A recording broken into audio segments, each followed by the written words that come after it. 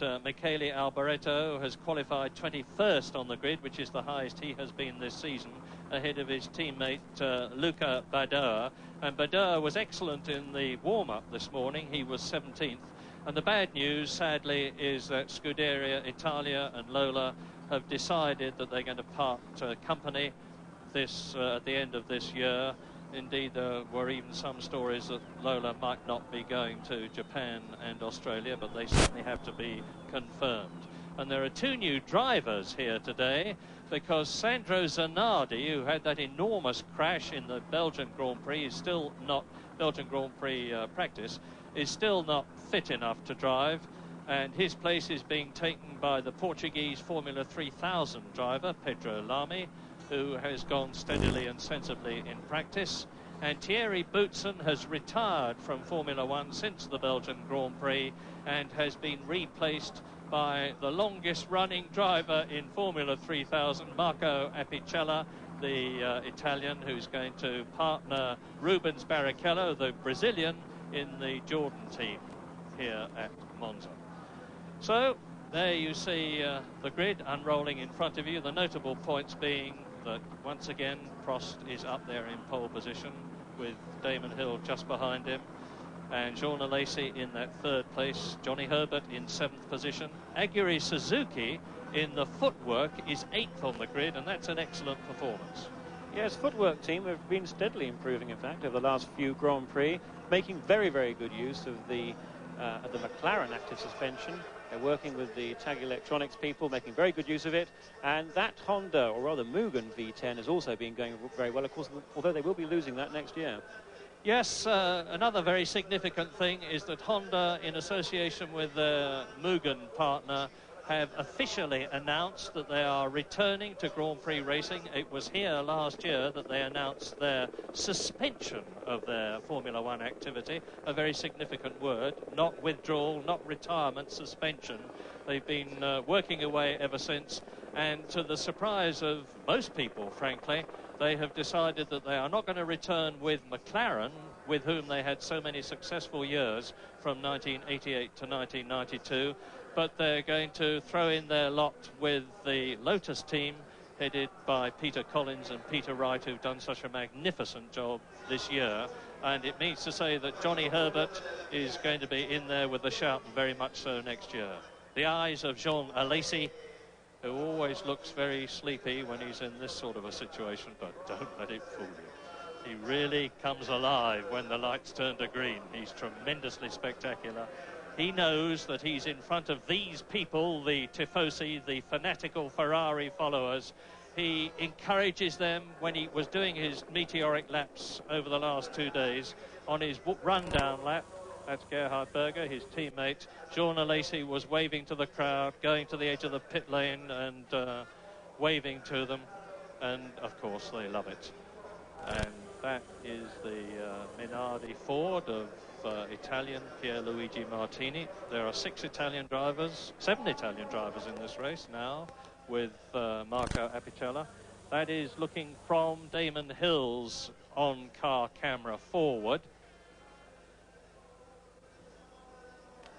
Can't see what's being done any more than you can, unfortunately. And I suspect that's John Russell. No, it's his tyre man. Off come the warmers. Those tyres now, 22 pounds per square inch, 85 degrees, which is race temperature. And Alain Prost, the visor will go down shortly, because we are about to start the parade lap for the Italian Grand Prix, round 13 of the 1993 Formula 1 World Championship, which could be decided today in favour of the man on the right of your picture, Alain Prost, who needs to finish at least 2 points ahead of Ayrton Senna, provided that Damon Hill does not win. There are other permutations, but that's the most important one. Yes, as the cars peel away, though, that smoke came from Schumacher with wheel spin. I don't think there's anything more sinister than that. Now, this point is this is the fastest part of the circuit now that you can see, 200 miles an hour once they're racing. That's the first chicane. It's a multiple chicane there, going through first left, right, and then left, right again. That's the Sauber there pulling away. Looks like he's got away late. That's Leto there. Now through that chicane at about 70 miles an hour. Second gear accelerating hard up through the gears through the Curve Grande. Now the Curve Grande, which we can see them just coming around now, is 180 miles an hour, 200 miles an hour. It's now down to second gear for the second chicane. Through there at about 60 miles an hour, using a lot of curve. You'll see a lot of that in the race. It's very important to really use the curves well here. This is the first Lesmo, 130 miles an hour in third gear, fourth gear, and then through to the second Lesmo, which is an incredible corner. It's really one of the driver's great favourites. It's one of those corners that's very nearly absolutely flat out, or rather it's certainly accelerating with your foot flat to the floor. That's what a driver means when he talks about a flat corner. They've just been round it, 170 miles an hour on the exit.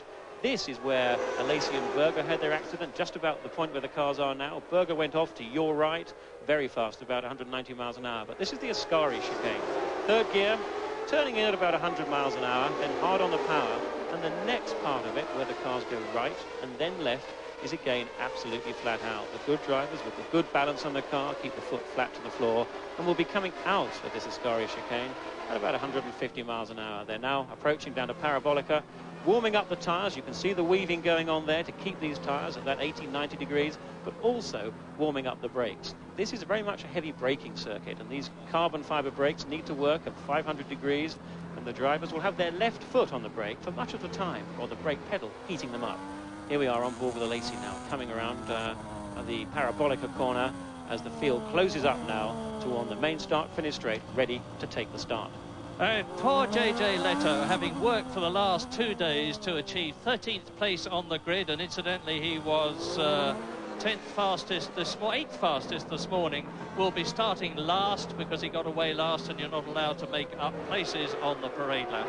So leading them up to pole position, Alain Prost on the right of your picture. Slightly to the left behind him is Damon Hill. Behind Prost is Alesi. Behind Hill is Senna. Behind Alesi in the green and yellow Benetton is Michael Schumacher. And on the 6th position on the left-hand side, the third car back, is Gerhard Berger's Ferrari. And they are still coming up to take up their positions, 26 of them, the traditional number of starters in Formula One. Meantime, it's a worrying time for the men in the front because they've been sitting there for some time and seconds seem like hours in that situation. As ever, watch on the right for the man with the green flag who, when the last man is in position, will cross the grid and show Roland Brutschereiter, the starter, that it's ready for go. There are the lights. The red, up to 7 seconds later, the green. Now, let's see. Prost gets away well. Alesi is alongside Hill. Senna is behind Alesi. No problem so far. Up into the Rettifilio. It is Prost leading. It looks like Alesi in second place, and it is. And Senna and Hill have contact. And Senna goes off. Senna goes off, and you can see that there's a couple of spinners there. One of them, it looks like Katayama in the Tyrrell. Now, has Damon Hill's race been finished before it has almost begun? Hopefully we'll soon know. Prost is certainly leading. Alesi is in second position. Through the Rogier, that is, there's a big gap before the third place man goes through, and it's Schumacher. Berger is in third position, and Johnny Herbert on the first half of the lap is up into fourth place. Drama and excitement at the Italian Grand Prix right from the beginning, and sadly it looks as though Damon Hill's problem was a major one. I don't know any more than you do at the moment. So, we're now down to the Ascari Benz that used to be the Vialoni. I believe Damon Hill is still running. It's Prost, Alesi, Schumacher third, Berger is fourth, Johnny Herbert is fifth, Martin Brundle is sixth, Patrese is seventh, Andretti is well up and looking all the time. I haven't seen Damon Hill go through my picture.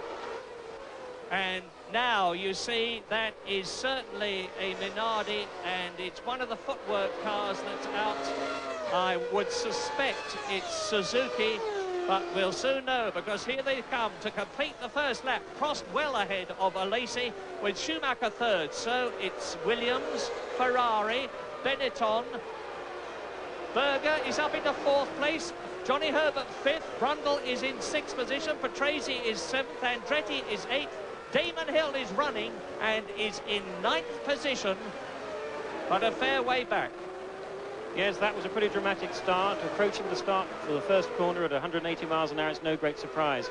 Now, firstly, there is Jean Lacey. Now, I felt he jumped that start a bit. We may yet see him have a stop-go penalty for that. So that was the first thing, although nothing has come of that so far. But then, of course, the main point was that we had the conflict between Ayrton Senna and Damon Hill there. We couldn't see it all in the frame. Hopefully, we'll see a replay of that. But at Senna, we could see on the inside, Senna rose up in the air. It looked like Damon was trying to go around the outside, or the two were pretty much abreast. Without seeing a replay, it's difficult to say much more. Now, here we are, actually. Now, here's the replay.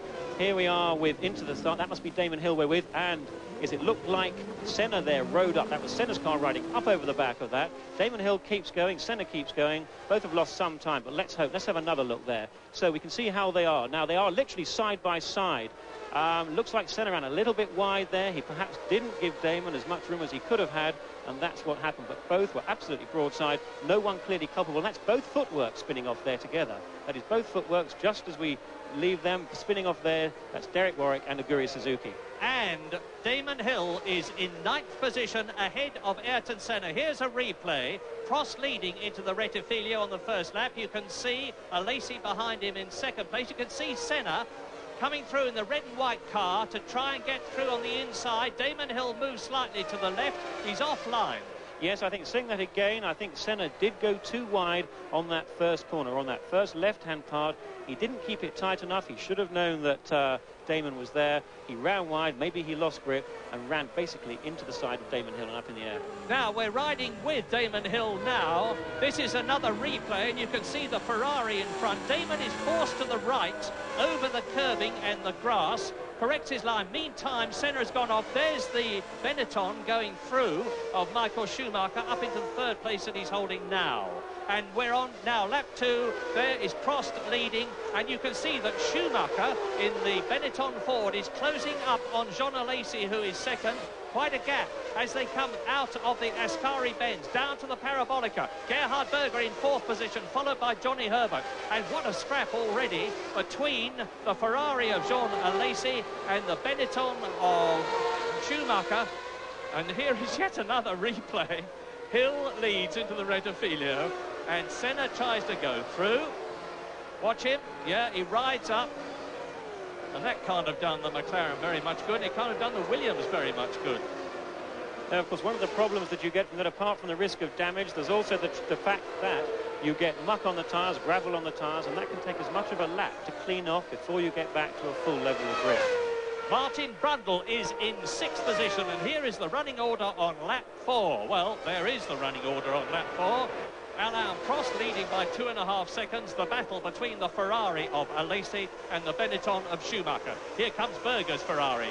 So Ferraris are 2nd and 4th. Great news for the Italian fans. And there is Damon Hill coming up through the field. He's in 7th place now. Senna is behind Patrese, who is 8th. So Damon Hill has managed to get a car between himself and the Brazilian. Yes, certainly from those performances there, both Senna is running well by the look of it, and there is Schumacher having a real go there. But can he get round on the outside? My goodness, yes he can, because Lacey was forced to give way. That was a very, very brave move by Schumacher, and he was fighting one of the bravest men in Formula One, Jean Lacey. Yeah, absolutely, that was one of the most outstanding manoeuvres. Shame we didn't see it from a different camera angle, but to go around the outside of Jean Lacey on his home ground into Ascari is quite exceptional. The kind of thing that we've come to expect of Schumacher now. Right, now hear this. Look how Michael Schumacher is pulling away from Jean Lacey now. He's got past him. The gap between Prost and the 2nd place man was 2.5 seconds. Schumacher is 2nd now. There he is. It's 3.2 seconds. But Schumacher's got a clear track ahead of him, and only Alain Prost in terms of car and driver ahead of him on the track. Berger is 4th. Herbert is 5th. Brundle is in 6th position. Damon Hill is in 7th place, so 4 British drivers in the top 7. Senna 8th, Patrese 9th, Wendlinger is 10th, Blundell is 11th, and Andrea de Cesaris is 12th in the much improved Tyrrell. Yes, Damon Hill into 7th place now, and he is lapping faster than anybody apart from Prost. He's merely 100th or so slower than Prost, which looks in very good shape. I think we could see a tremendous race here. We've got both Hill and Senna, who thankfully both look to have fully healthy cars with some good overtaking to go on. Patrick Head, the Williams technical director, said to me just before the race began, I think this is going to be a very, very good race, Murray, and it sounds as though he's absolutely right. There is Alesi third. Look now for the second Ferrari, Gerhard Berger, in fourth position. You'll see him come out of the Ascari bends. Now, behind him in fifth place, Johnny Herbert, up from seventh on the grid to fifth in the race. And next year, of course, Lotus are going to have Honda power, and behind Johnny Herbert is Damon Hill. Damon Hill then has got past Martin Brundle. The Williams Renault is really flying. Hill from second on the grid down to 10th as a result of that coming together with Senna, is now up 3 places, and it won't be very much longer before he is challenging Gerhard Berger, because Damon Hill is 5th. He's past Herbert. Brundle is in 7th place, Senna is 8th, Patrese is 9th, and here they come, exiting the Dialoni into the grand curve, now up to the Rozier. That's the second chicane. Here it is, Alesi, Berger in 4th position, Damon Hill closing up in 5th place. Yes, one of the problems that Ferrari have, unfortunately, is that because of their V12 engine, it uses a lot of fuel. So the cars have to start with a lot of fuel on board, perhaps 40 litres more, 30 litres more than the Williams and the Benettons, and that means that they're about 30 kilos heavier. And that all costs the car time. They're probably nearly a second a lap slower, purely because of their extra thirsty engines. And while you watch Berger and Hill fighting for 4th position, I'll tell you that Schumacher is starting to catch Prost. The gap is down to 2.8 seconds between first and second. Alesi third, there he is. Now, is Damon Hill going to get past the Ferrari of Gerhard Berger? He's tucked up underneath his rear wing. He's challenging as they come into the Parabolica. Gerhard Berger moves across. Hill had sold him a dummy and moves to the right and takes that place from Gerhard Berger. And Damon Hill is now up into 4th position. Next target is Jean Alesi's Ferrari. Yes, that was a very good straightforward overtaking manoeuvre from Hill. Performed very well. He got the toe, he was in the slipstream, he picked up that necessary 5 miles an hour, perhaps extra top speed, moved initially to the left so that Gerhard would block the left, then came to the inside, which is the conventional way of doing it, into the Parabolica, clean line and away. Great driving. Lap 7, Prost leads, Schumacher second, Alesi third, Hill 4th, Berger 5th, Herbert is 6th, Brundle is 7th, Senna is 8th, Patrese is 9th, Bendling is 10th, then Blundell and Katayama. So, there is Johnny Herbert. Behind him, Martin Brundle. That is Ayrton Senna in 8th position. And the interesting thing is that Ayrton Senna is not making up ground. He was down to 11th position behind Damon Hill after they'd come together. I don't know, of course, whether that off that Ayrton Senna had, during which his car reared right up into the air and crashed down, will have affected the suspension at all. I think it possibly has to a small degree. What we can say is that the engineers, the technicians at McLaren in the back of the garage will be able to see exactly what's going on with their telemetry system. But looking at the way that Senna is going, I really think his car is pretty healthy, if not totally. Now, what he's got to do now, though, is get by Brundle. And Brundle, with the Ligier, has got the Renault engine, like Hill, like the Williams cars, and that means he's probably got 50 horsepower down, so, or rather 50 horsepower more for Brundle. So Senna's got to work hard to get in that slipstream. He's probably not close enough now. He's coming up to the start-finish straight, and Brundle is far enough ahead to keep that place. But watch Senna close under braking, as I'm sure he will. And at this stage of the race, this early stage of the race, we're on lap 8 out of 53. Alain Prost, that you saw there, is only half a second slower than the lap record of Ayrton Senna, 1:26.061. Prost has gone round in 1:26.499. And there is the battle behind Alesi, Herbert, Brundle and Senna, who are 6th, 7th and 8th. And the gap between Prost and Schumacher is about the same, just under 3 seconds. So Alain Prost has got a bit of a cushion between himself and the young German, and he's trying to keep it that way. But Johnny Herbert, as ever, driving a superb race. This much underjudged driver, and he's really getting it right here in London. But Damon Hill is really charging now. He has just set the fastest lap of the race. He's done a 26.3. He is now just 2 seconds behind Alesi, and I think before long we're going to see Hill joining Prost and Schumacher in the battle for the lead. And won't that be something to watch? 3 seconds between Prost and the second place man as Ayrton Senna challenges Martin Brundle's Ligier. Yes, now here is where Senna really needs to be a lot closer to Brundle to have a chance of going by. He's not close enough, I'm quite sure. Now that's Andretti. Now I believe Andretti has been in for a new set of tyres on the first lap or second lap. Presumably he had an off somewhere. I don't think we saw it. Something which of course is a shame. He's had problems before, but this weekend in particular, he was 7th in this morning's warm-up. He seemed to be going a lot better than we've seen of late. Michael Andretti is, yes, down to 19th position, having started very well up on the grid and having been 7th fastest in the warm-up this morning. But he's on fresh rubber now, and that'll give him a charge, quite literally. There's Prost coming towards us, second place man, Michael Schumacher. Now, where is Jean Alesi? Where is Damon Hill? And there they are, or there they should be, and out goes Ayrton Senna. Senna has retired, and that, I think, well, I'll say this in a minute, because here is a replay from Ayrton Senna's car as he challenges Martin Brundle's Ligier, and they're coming up to the second chicane, the Roja. He closes right up on Martin Brundle and literally drives straight into the back of the Englishman. Well, it's easy for me to condemn, but Jonathan, you've done this thing or been in that sort of situation. What's your view? Well, I think there's little other view there than Senna purely braked too late, Murray. We knew that he had to brake late. He had to keep right up with Brundle to have a chance of getting by. He wasn't going to get by there, though. That is not really an overtaking point. And Damon Hill is challenging Alesi for third position as they come up to the first chicane, the Rettifilo, and goes straight through. Now, I said that Schumacher was a very, very brave man against a very brave man when he passed Jean Alesi. That was an equally brave move and a brilliant move by Damon Hill, who is now in third position. He's some way behind Michael Schumacher, and that's Johnny Herbert, and this is a replay of Ayrton Senna just driving straight into the back of, no doubt, a livid Martin Brundle, because that's taken the Englishman out as well. So Senna is out and Martin Brundle is out, and now we're with Jean Alesi. And here is Ayrton Senna. Here's another replay. Yes, you can see there, we saw the brake, we tyre smoke from before, straight up the back, punts Brundle right off. Brundle, we know, goes off into the gravel like Senna. Look at all the dust around. That's certainly going to go some of that back on the track too. But mistake from Senna, very sadly taking off Martin Brundle, who was looking very good indeed. Meantime, on lap 10 out of 53, Alain Prost has increased his lead over Schumacher to 3.8 seconds.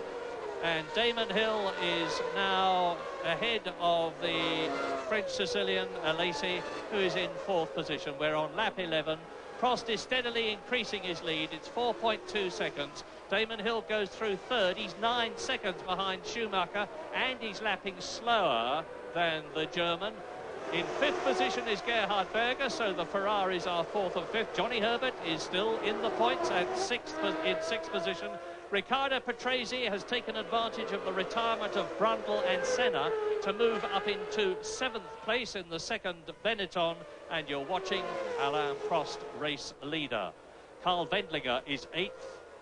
Marc Blundell is in 9th position, so the sole Ligier, Marc Blundell, is 9th, and that is Ayrton Senna in the middle of your picture.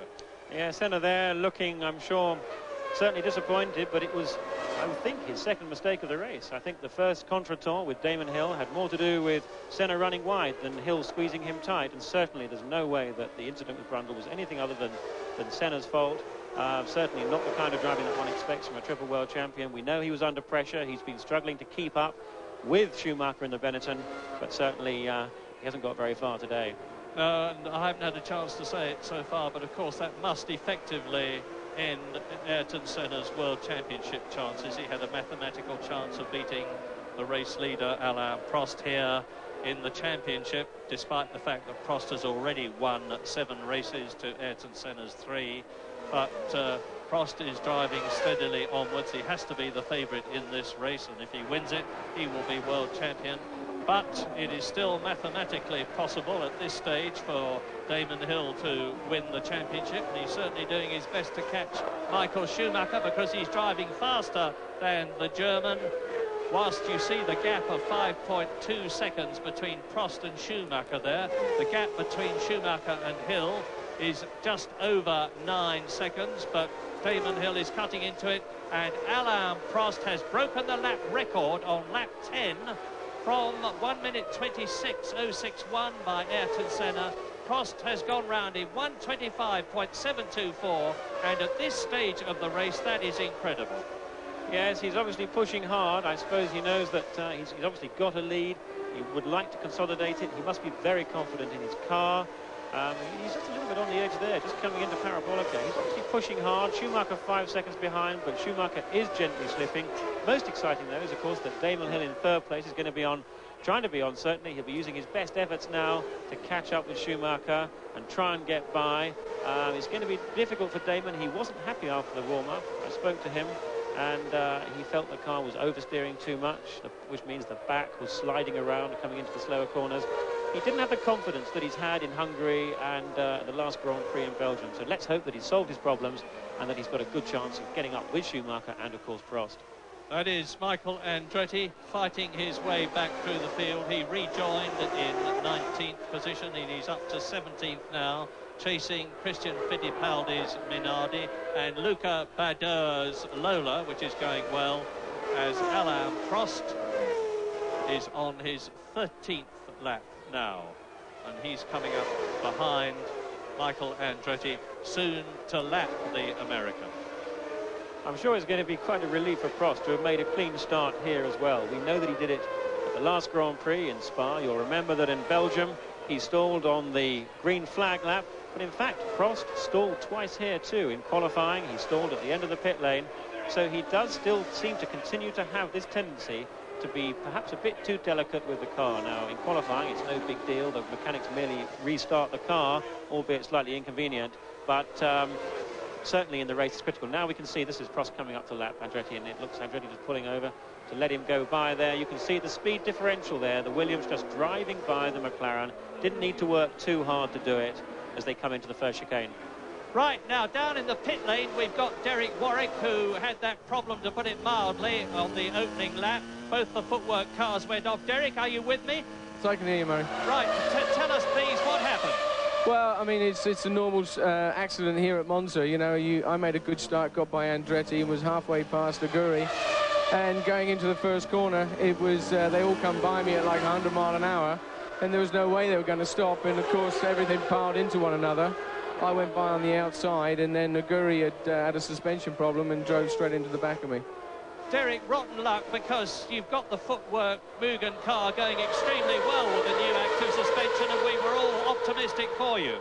Well, you know, I mean, the car was going well here, and we're looking good for a good points position, and you know, to go out in the first corner is just inexcusable. It's pathetic, and there's a few people that need a lesson learnt here.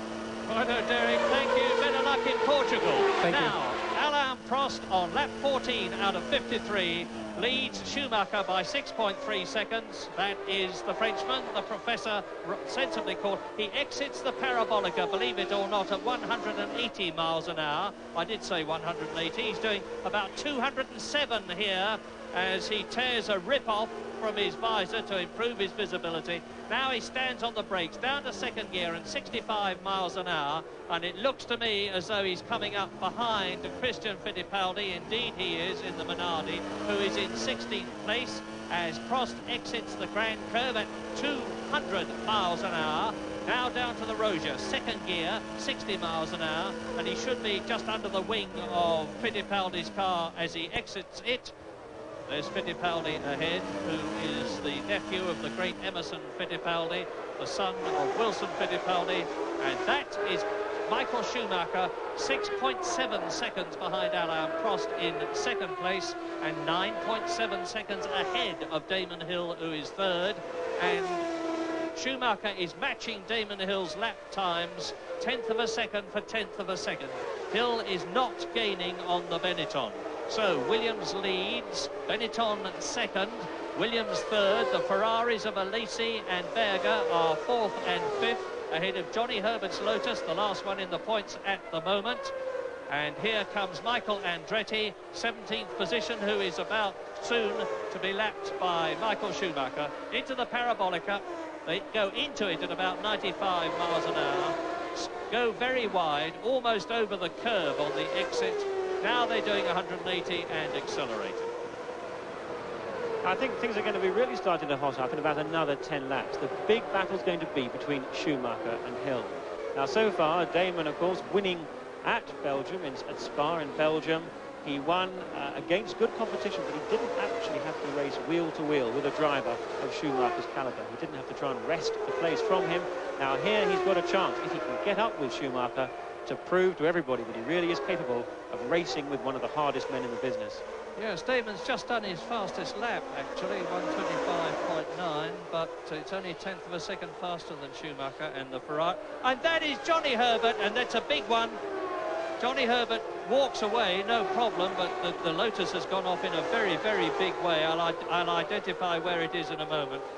And Johnny, who, of course, broke his legs very, very badly in the Formula 3000 crash at Brands Hatch some years ago. He's got no problems now, but that was a nasty, nasty off. And the whole of the left rear of the Lotus has been destroyed. And that means to say now that Karl Wendlinger, the Austrian in the Sauber chassis and Sauber engine, is now in the points in 6th position. Mark Blundell is 7th. Gerhard Berger must have been in for tyres, because as we watch John Alesi, I can tell you that Berger is down to 8th position. So Gerhard Berger has stopped for tyres, and on lap 17, my apologies, Schumacher is 7.6 seconds behind Prost, who's consistently going faster than the Benetton Ford, in fact a second faster. And Damon Hill, as Jonathan forecast, and there you see a replay of Johnny Herbert going off in a very big way indeed. Now, I missed the entry to that. It looked like the Parabolica to me. Yes, Murray, I agree entirely. That was the Parabolica, and it looked like Johnny went off in about the middle of the corner, which indicates that simply in his quest for speed, he just turned in too fast. Probably driver error, although we don't know. It could be a problem with the car, but either way, he went off hard. The gravel trap, as indeed it happened with Berger in that qualifying accident, didn't slow the car down a great deal. He hit that barrier pretty hard, but the good thing about it is that with that tyre wall in front of the Armco, those tyres on their sides really do cushion the impact incredibly well. And although there's a lot of damage on the car, it's taken the side off it, certainly the wheel off it. I suspect Johnny himself, apart from being a bit shaken, I'm sure absolutely furious, is otherwise okay. And here is Gerhard Berger into the pits for the second time. Now, this is a bit ominous. And there's no activity around the wheels. They've just changed the tyres and wheels. There's no need for them to change them again. And I'm sorry to say this looks like a retirement, although the jack is going under, in which case it's a car problem. I thought it might be a Gerhard Berger problem, having gone off so heavily yesterday and driving with a damaged elbow in any case as he was. But that is Jean Alesi exiting the Parabolica, which is where Johnny Herbert went off at nearly 180 miles an hour. And Gerhard Berger's Ferrari there, number 28, is in the pits, in the garage on lap 18 out of 53. And that is a major retirement. Well, I suspect the problem was engine, or perhaps gearbox more likely. We didn't see any smoke emanating from the back of the car. Difficult weekend for Gerhard. Shame it stopped, obviously, for him. But let's really hope that Alesi keeps going. Last year, Alesi was third on the grid. Retired relatively early in the race. He's absolutely flying this weekend. Certainly in the race form, as we said, Ferrari's heavier on fuel. That does compromise his performance. Something else, we shall see a lot of Alesi, I'm sure, I think he's an outstanding driver, actually. He was my teammate at Tyrrell back in 1989. And quite frankly, from coming into Formula One as a new driver, by mid-season, he was lapping half a second faster than I was. No bones about it. He was just quicker. And the best thing of all is that he was such a nice guy with it. I had no grudge whatsoever against him. He was not devious. He was not manipulative. He's just a very good, straightforward driver, great personality. And I'd really like to see him go well in a car that can maintain a pace throughout a race. Just another thing, looking at the Ferrari in that head-on shot there, do you see that intermediate wing? There's the wing right on the top, and there's one in the middle before the bottom wing. That's about the only car that's doing that, and they do it to get a little bit more downforce to make more grip around the corners. The ominous thing is that Gerhard Berger retired with a handling problem. I say ominous because I hope it doesn't happen to Jean Alesi. The Italian producer is understandably favouring Alesi, but the sad fact is that in fourth place he's now a long, long way behind Damon Hill, 15 seconds. and he was in front of him. And you're looking now at Karl Wendlinger in the black Sauber, who is being chased, Wendlinger, by Katayama, who is in seventh position now, with Pierluigi Martini in the Minardi, and behind him is Alain Prost, who's coming up to lap them. So Martini chasing Katayama, and I can't remember the Japanese driver in the Tyrrell, which is going much, much better here at Monza. And it looks to me as though there's something trapped under the front of the car. Have a look, Jonathan, and see what you think. Yes, I can't see anything at the moment as Katayama tucks in behind Prost now as he comes onto the main start-finish straight. Watch the gap grow between that Williams and the Katayama's Tyrrell cannot even stay in the toe. Well, he's just about doing it. Just shows you actually what a sucking effect being right in that toe has. But I think you'll see the gap extend pretty quickly now. Prost has got this race very much in control. He's 5 seconds ahead of Schumacher. The gap pretty steady there, but in fact on that lap, you know, he lost 4 seconds. He did a 29.4 that lap. He's been running in the 25s, 26s. So 3 to 4 seconds he lost from traffic, and that kind of difference is absolutely crucial. And if drivers get it wrong or they get unlucky, leads can be eroded very, very quickly. And that kind of feeling is very worrying for a driver. When Prost knows he's got Schumacher 5 seconds behind, he feels the pressure, he feels Schumacher breathing down his neck, and he desperately hopes he can find a way by the traffic when it doesn't cost him time, which means getting by on the straights and not being held up through the corners. As is going to happen now, he's actually following the Sauber through, and he's going to be held up a bit. And Wendlinger is in 7th place, as you see Katayama losing a place there to Pierluigi Martini. And Wendlinger moves across and lets Alain Prost through to lap him. I haven't told you yet that Marc Blundell in the Ligier is up into 6th place because of the tyre changes that we have had. And the race order on lap 20 out of 53 is Prost 5.6 seconds ahead of Schumacher, who therefore is catching him because of the traffic problems that Prost has had. And Prost was complaining vociferously about traffic in the Belgian practicing. And Damon Hill is 3rd, Alesi is still 4th in the Ferrari, Riccardo Patrese is in 5th position in the Benetton, 6th is Blundell, 7th is Wendlinger, 8th is Katayama, and in 9th position Martini, and in an incredible 10th position it's Michele Alboreto in the Lola, going very well. Yes, actually, this race at Monza often has a habit of throwing up some unusual runners in the top 6. The attrition rate can often be high. It's demanding on engines, demanding on brakes, and a lot of problems with accidents too. Now, down in the pit lane somewhere is the unfortunate Martin Brundle, who I hope can hear me. Let me just say, Martin, that it looked a pretty outrageous move from our point of view, because Ayrton Senna appeared literally to drive into the back of you. Is that what happened? That's exactly what happened, Murray. He wasn't actually trying to overtake me. I think he was thinking about it a few hundred metres earlier, but I think he just completely missed his brakes. That's how he explained it to me. A simple incident like that, really. But it was quite amazing how quickly my car re-accelerated off the road. You sound astonishingly calm and reflective about it, Martin. I would have expected you to be about 6 feet off the ground. That's not going to put my Ligier Renault back on the racetrack, Murray, so there's not a lot of point in doing that. Well, as you speak, Martin, Marc Blundell has lost his Ligier in the biggest possible way coming out of the Parabolica. He's fighting to recover it as he goes down the straight, but he will most certainly be out of the race. Absolutely, yes. Marc Blundell, he's got a left rear puncture there. Now, what's interesting is that he'd just been into the pits for a new set of tyres the previous lap. So it seems that tyre has gone down straight away. I don't think it's the wheel coming off. I think it is. Yes, you can see him running wide. Look, oh, no, not at all. I beg your pardon. No, he's lost it. So that means he was on cold tyres. The tyres had gone on that lap. That was his out lap from the pits. He ran wide, and that's a Benetton stop. Now, is it Patrese or is it Schumacher? I cannot see. I need to get a closer look at the car. It's Schumacher. Michael Schumacher is out of the Italian Grand Prix, and that means Damon Hill moves up into 2nd place, and unless Alain Prost has problems, it means to say that he's got the World Championship virtually in his pocket. Now, here is a replay of Michael Schumacher chasing Wendlinger, and it looks like a straight engine blow-up. Yeah, I agree entirely, Murray. That's an engine blow-up. Again, looks like Parabolica. Bit of disappointment there for Schumacher, but it does mean that we're going to get some interesting names up into the top 6. There's no doubt about that. But that incident back to Blundell, because that was his first out lap. He looked like to me that he ran wide at Parabolica when his tyres were not yet up to full working temperature, and he ran wide. He almost got away with it, but he whacked that barrier probably 170 miles an hour.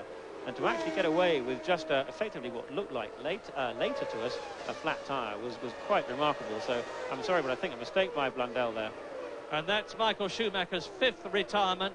While that has happened, Alesi there has been into the pits and taken on new tyres, and it looked to me as though Michael Schumacher was dropping oil, understandably, as he came out of the Parabolica. I saw a grey line going behind the car, in which case it will be on the racing line, and I sincerely hope I'm wrong. But we're on lap 23 now, therefore there are 30 to go. Prost is now a majestic 18 seconds in front of Damon Hill as we wait for the 3rd place man to come through, and it is now, of course, Jean Alesi that you are looking at, and he is in front of Riccardo Patrese, who is in 4th place. In 5th position it is Carl Wendlinger, and now that Mark Blundell has gone out, it means that Pierluigi Martini and Katayama and Alboreto, who is actually in 8th place, have all moved up. And we have the astounding prospect of the Lola, which has gone so badly this season, doing well here, and if it does, it will be very welcome to everybody in motor racing. Well, so far we know that we've had pit stops for tyres from Blundell and from Alesi. Now it's lap 23. Prost and Hill have not come in yet. There's a question mark as to whether or not they'll need to, or will they keep running on the original set. Certainly on performance, we've just seen that Alain Prost has set the fastest lap of the race, obviously a new lap record there. So there's no indication that he needs to stop on wear alone, but certainly the margin they have, that's Prost 18 seconds ahead of Hill. It's certainly enough for Prost to make a stop and probably get out in front. And look at this. This is the battle for 3rd place, with Jean Alesi's Ferrari being caught by Riccardo Patrese, the veteran Italian, in his Benetton. This is the 2nd Benetton Ford. There's the driver of the first one, Michael Schumacher, as ever, looking distressingly fit. He's probably the fittest bloke in Grand Prix racing, and he's marching back to the pits as Alesi comes up to the Rettifilio, and where behind him is Riccardo Patrese. There's only 3.9 seconds between the Ferrari and the Benetton. Well, Patrese seems to have dropped back a bit. He came out very late there. We're on lap 24 now. Prost is leading Hill by 18 seconds. They are lapping to within 100th of a second at the same speed. Alesi is in 3rd position. That is Riccardo Patrese, who is 4th. Carl Wendlinger in the Sauber is 5th. In the points, in the Minardi, is Pierluigi Martini. 7th is Katayama in the Tyrrell, who has yet to score a point in his Grand Prix career. Today could be the first time that that happens for a little Japanese driver. And in 8th position is Michele Alboreto. 9th is Eric Comas, as we do a passing manoeuvre with Damon Hill, with Alain Prost in the Williams. And he's coming up now to the 2nd chicane. The man he's just passed was Eric Comas, 9th on in the race order, and we're on lap 25. Actually, Katayama there in 7th place at the moment for Tyrrell could repeat as points finished for the Tyrrell team last year. De Cesaris took 6th place. We get a chance to see Katayama. Just watch his head in the cockpit. You get a head-on shot. His head is as if his neck is rubber. It wiggles left and right. It really flops all over the place on the straight, possibly due to turbulence in the cockpit from a poor windshield design, a poor wind deflector design. But either way, quite how he can drive the car properly, I really don't know. He might have done something about it, but that's certainly what it was like yesterday in qualifying. And Alain Prost has lapped everybody up to Riccardo Patrese, who is in 4th place. The Frenchman looking utterly confident, as well he might. After all, he's already got 3 World Championships behind him, and this is his 196th Grand Prix, of which he has won 51. The chap who's won more Grand Prix races and scored more World Championship points than anybody else in the history of the championship, which started in 1950. So now up to the Retifilio. This is the first chicane. We're with Damon Hill, who is in second place, and I'll try and identify who it is that Damon Hill is coming up to lap. It could well be Michael Andretti in the McLaren, but it isn't. Out of the road yet. No, of course it's Eric Comas, who has just been lapped by Alain Prost. Comas in 8th position in the Larousse Lamborghini, and one of the major rumours here, and that is Riccardo Patrese from 4th place into the pits. Now, the Benetton team had an absolutely fantastic 4.5 seconds pit stop in Belgium. Patrese was a bit slower. He came into the pits in 4th position. He's lost. No, he won't have lost places because Carl Wendlinger is 46 seconds behind him. And that is Alain Prost in the pits. Alain Prost now. Is he going to get away? Well, is always the question one has to ask, because he has failed to do so once or twice this season, but not this time. Prost, of course, had got all the time in the world, but the gap between himself and Damon Hill is right down. In fact, Damon Hill is closing right up on Prost as he goes into the Retifilio. It's less than 2.5 seconds, and there is Hill. Now, this is a bit misleading because, of course, Alain Prost is on new rubber and Damon Hill isn't, but we don't know what Hill's plans are. He might decide to stay out and take a chance on the loss of performance. Yes, he may well. It may well be that they'll try and run a one-stop routine for Prost, but let Damon go all the way through. And I think the answer will be determined over the next couple of laps. If Damon can live with Prost, or even not drop away too quickly, they may keep him out. And the other bit of information that they're really going to need to know is what the tyre wear looks like from Prost's car, from the tyres that have come off Prost's car. And the Goodyear engineers will be looking at those tyres now. The tyres start at 4 millimetres useful tread depth.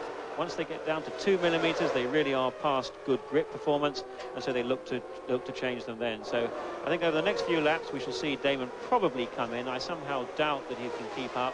He hasn't managed to do so on the same set of tyres originally, so I think he'll probably come in. And of course it's absolutely critical for Damon Hill that he gets past Alain Prost quickly, because Damon Hill's tyres are up to race temperature. So effectively will Alain Prost be, but there's always that little doubt. But Damon Hill has not done it, and Prost is now in a strong position, and Damon Hill himself comes into the pits.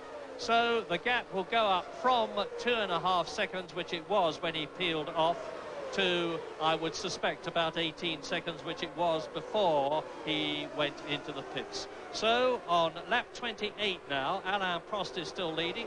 Hill is still second as he emerges and should be through and out of the pits before Jean Alesi in 3rd place goes through.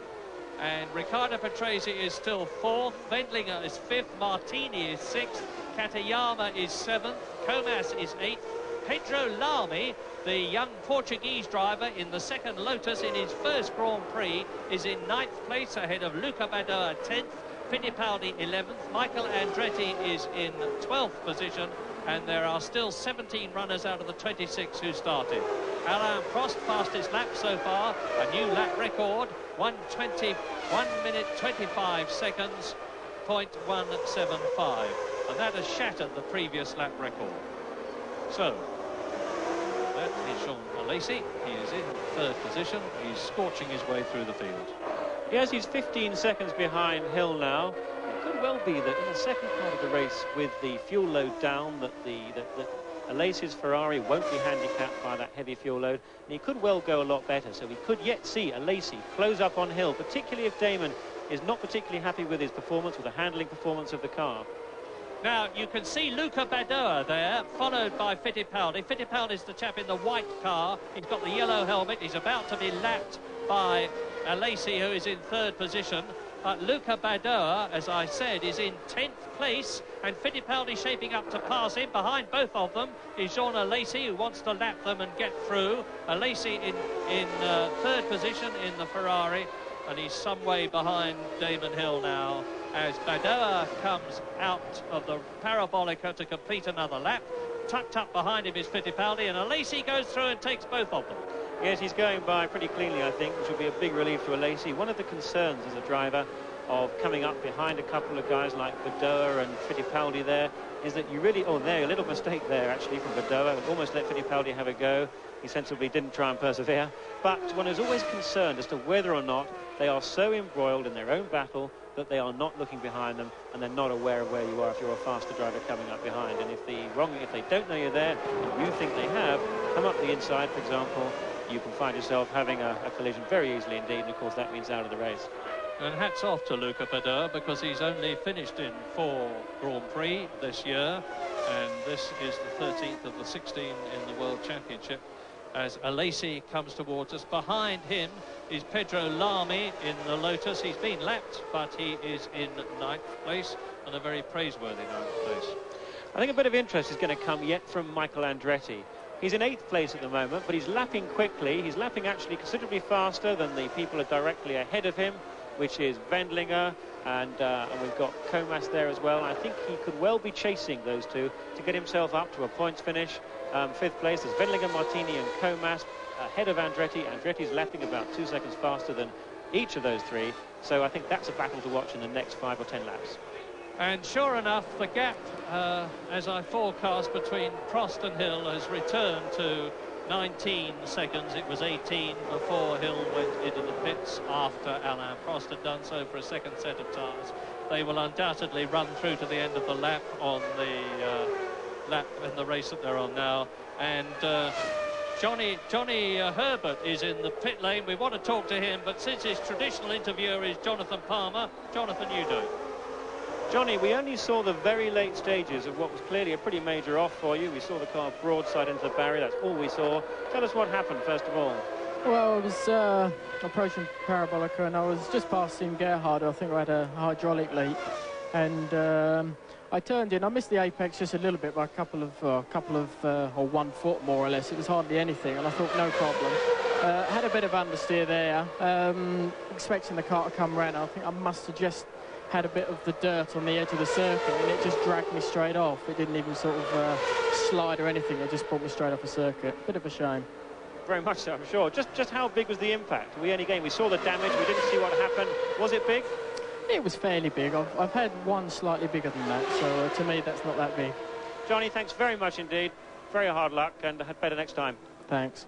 Michael Schumacher continuing to make his way home, and the slightly bigger one that Johnny was in passing referring to was that dreadful accident that he had at Brands Hatch in the Formula 3000 race, which so very nearly ended his motor racing career. And thank heavens it didn't, because I would expect Johnny Herbert in the combination of Lotus and Mugen Honda next year to be a potential race winner. Well, here is the potential race winner, Alain Prost. He's on his 31st lap. He's 18.5 seconds ahead of Damon Hill. Well, of course, things are pretty comfortable for Prost there with that kind of lead. He's certainly got no one to race at the moment, but he's going to be very well aware that this race can determine his World Championship victory here.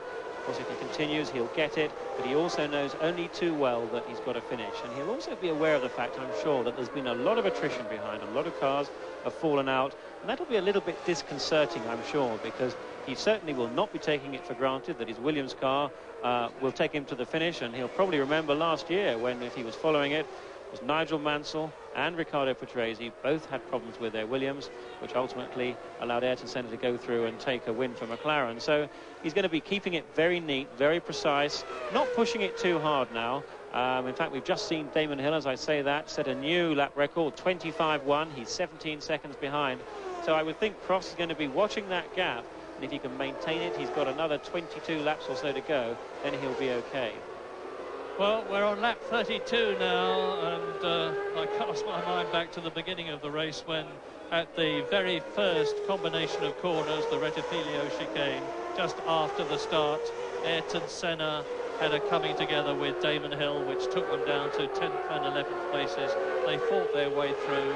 Hill is now in 2nd place. Jean Alesi, who ran so well in 2nd position behind Alain Prost, has long since been caught by Damon Hill. The Ferrari is sadly not living up to its expectations. Gerhard Berger, his teammate, of course, has been into the pits for a tyre change and then subsequently has retired with a handling problem. And now we're on lap 32 with the man you're watching, Alain Prost, leading by a country mile. But I remember an occasion in 1988 when McLaren, who won 15 of the 16 races in that year, had Ayrton Senna in a winning situation at Monza, when Jean-Louis Schlesser, at this point actually, came across the chicane and literally harpooned Senna out of the race. I remember a later year when Ayrton Senna, leading in the McLaren Honda, exited the Parabolica. His engine blew up in the biggest possible way. He spun on his own oil, to the euphoric delight of the crowd, because that meant that Ferrari went through to finish, and to finish in second place that year. So, because Prost is leading by 16 seconds, with a diminishing lead incidentally, it's by no means certain that he's going to win this race. Now, as we saw, Prost then in the background actually earlier on was the Larousse Lamborghini of Philippe Alliot. Now, there's a bit of interest. We're going to see a McLaren car soon running with a different type of engine, and that's because McLaren have accepted a project from Lamborghini. Lamborghini are very eager to see just how good that V12 engine is. They're not confident that the Larousse chassis is good enough to show it in its best light, and so McLaren are building and are soon going to run a McLaren MP48 with a Lamborghini V12 just for a test program. And you're watching Pedro Lamy 9th, Luca Badoa 10th, Christian Fittipaldi 11th in respectively the Lotus, Lola and Minardi cars. This is the main battle on the track at the present moment. It's an unusual and a very interesting one. Interesting because it's Pedro Lamy's first Grand Prix. He's made a big name for himself in Formula 3000 this year, notwithstanding the fact that some of his tactics have been a bit aggressive, but he's driven very well in practice here. Luca Badoa, although he finished 7th in a Grand Prix at San Marino this year, that was by default, but he's driving a fine race here, and the Lola has in fact been getting better and better. At Huntingdon they've been doing an enormous amount of development on the car, and the fact that Badoa, number 22 in the red, white and yellow Lola, is able to keep ahead of Christian Fittipaldi, who is no mean driver, this is his 22nd Grand Prix, is an indication of good cheer for Lola, and I hope it brightens their day. No, absolutely. And although those two cars, they're following behind, unfortunately we've missed that bit of footage there, but spare a thought for these drivers, even when they're right behind another car, even someone like Fittipaldi following Badoa, and here we've got Andretti actually just behind Alesi. The noise, the vibration, the turbulence from being right behind at 200 miles an hour is out of this world. You cannot believe it. And for Fittipaldi to be behind the Lola with its Ferrari V12 engine wailing in his face, his head will be being buffeted. He won't be able to hear himself think, and yet all the time on our screens, it really looks quite nice and serene. It's not like that inside, I can assure you. Now, sadly, we've already talked to one retired Ligier driver, Martin Brundle. We heard what happened to him, but meantime, here coming towards us is the Minardi of Pierluigi Martini. It's good to know that both those cars are running well. Martini is in 6th place, his teammate Fittipaldi is in 11th place.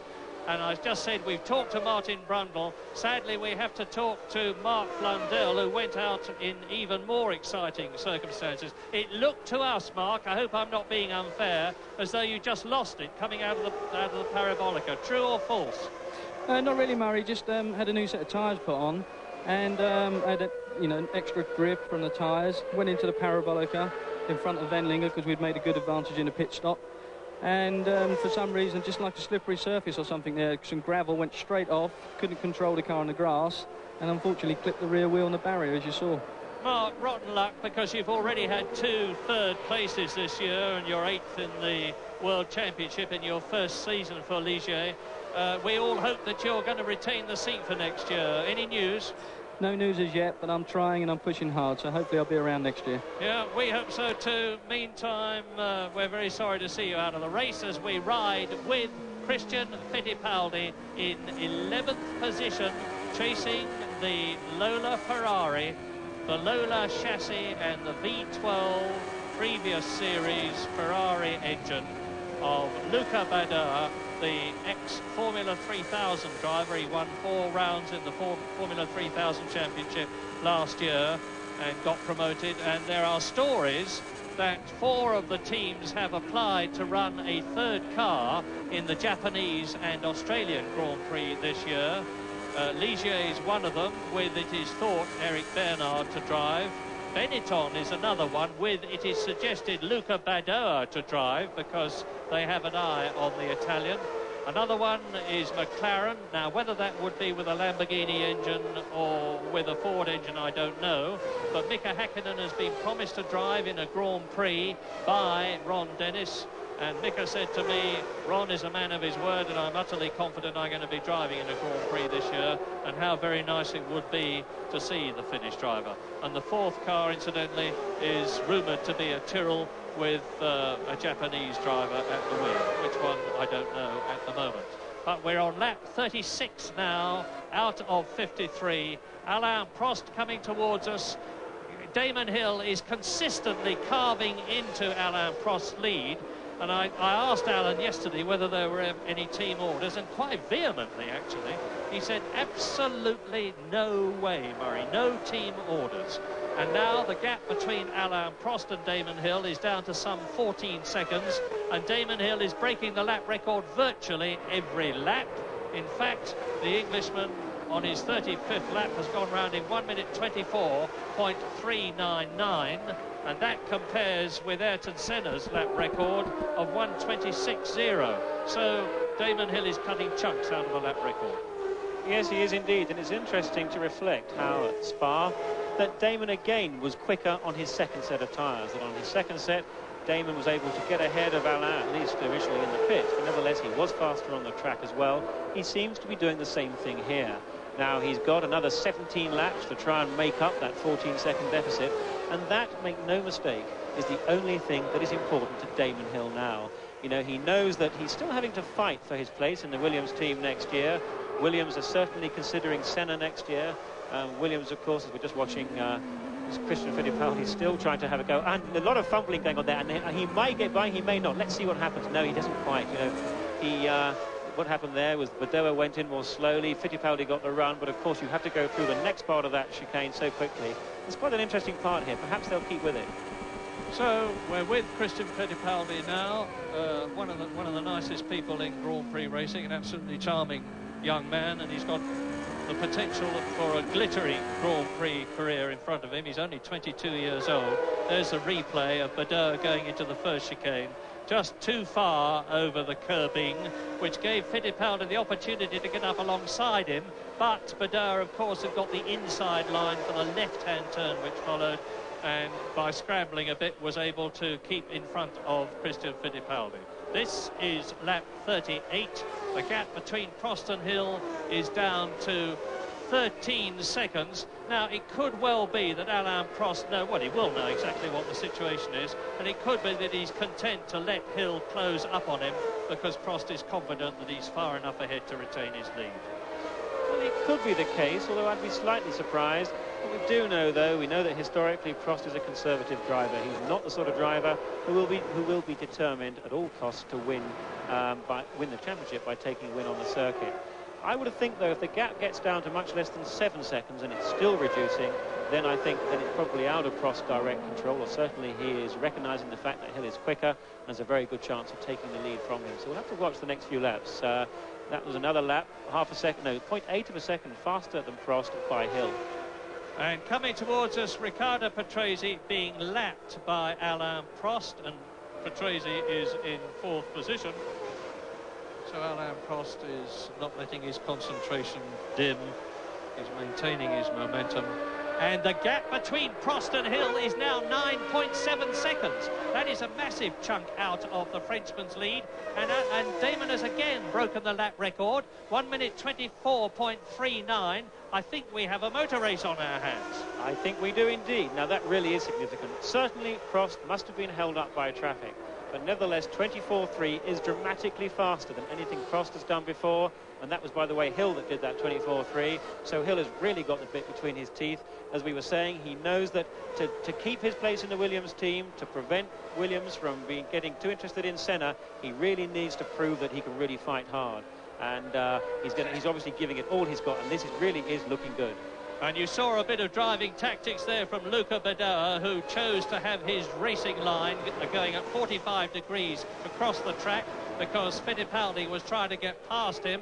But I'm waiting for Alain Prost to come through to complete his 39th lap, start his 40th lap. The gap between himself and Hill was 9.7 seconds, and Prost has just gone past now, and I'm waiting for Hill.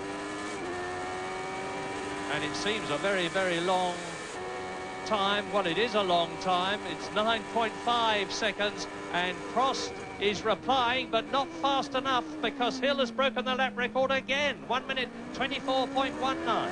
Absolutely, this is great stuff. We might have lost the McLarens, the Benetton cars, or certainly Schumacher's, but this is cracking stuff. Prost is really having to work for it now, and we can now see that there looks no indication whatsoever of any team orders. Prost 24.4, Damon straight back 24.1. Absolutely superb stuff. But whilst they're battling it out, just once again, spare a thought for Badoa and Martini, who will no doubt see once again as they battle away. You know, on the straight, in the morning warm-up, the top speed of Martini was 192.59, of Badoa 192.40. So just 1/10 of a mile an hour separated those two cars. You can see how incredibly evenly matched they are, and that's the reason why they're having such a job getting by.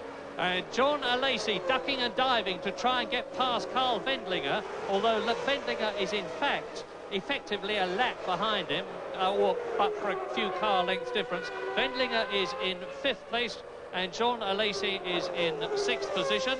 So a battle for the lead between Prost and Hill, and we are on their 39th lap now. So into the Ascari curves, and that is Riccardo Patrese in 4th position, and into the pits. Now, this is his 2nd set of tyres. This is a traditional Benetton move now.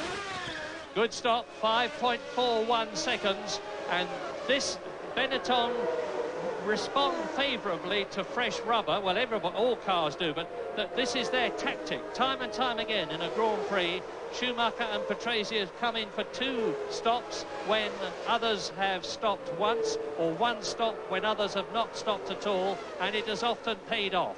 But now Prost and Hill are battling, as you well know, and a shake of the fist from Jean Alesi to Carl Wendlinger, and the Austrian is refusing to give way. And Jean Alesi, who's got a very fiery Sicilian temperament when he's roused, he's the nicest possible bloke out of the cockpit, but he can get very irate, and he storms his way past Carl Wendlinger, and that's another lap then, and the Ferrari has lost a lot of time.